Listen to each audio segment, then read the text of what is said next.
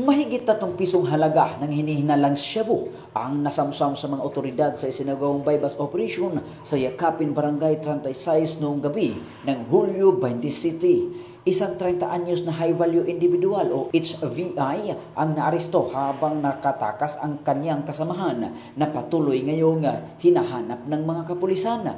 Pinangunahan ang operasyon ng Regional Police Drug Enforcement Unit Team 2, katuwang ang Police Station 2 ng Cagayan de Oro City Police Office, Regional Anti-Illegal Drugs Unit 10, City Mobile Force Company, Philippine Drug Enforcement Group Special Operations Unit 10 at Regional Intelligence Unit 10. Sa operasyon, nakumpiska ang isang sachet ng hinihinalang shabu na nagsilbing bypass item at 11 iba pa na sachet na naglalaman ng puting kristalina substance na hinihinalang shabu. Na-recover din ng ilang personal na gamit, kabilang ang isang sling bag, wallet, belt bag, plastic container at mga walang lamang plastic sachet na pinaniniwalaang ginagamit sa pagbabalot ng illegal na droga. Ayon sa pulisya, nakatakas ang isa pang suspect na kinikilala lamang sa alias Jojo at nagpapatuloy ang hot pursuit operation laban sa kanya. Sa kabuuan, umabot sa humigit kumulang 500 gramos ng hinihinalang shabu ang nasamsama na may tinatayang standard drug price na umabot sa 3,400,000 pesos.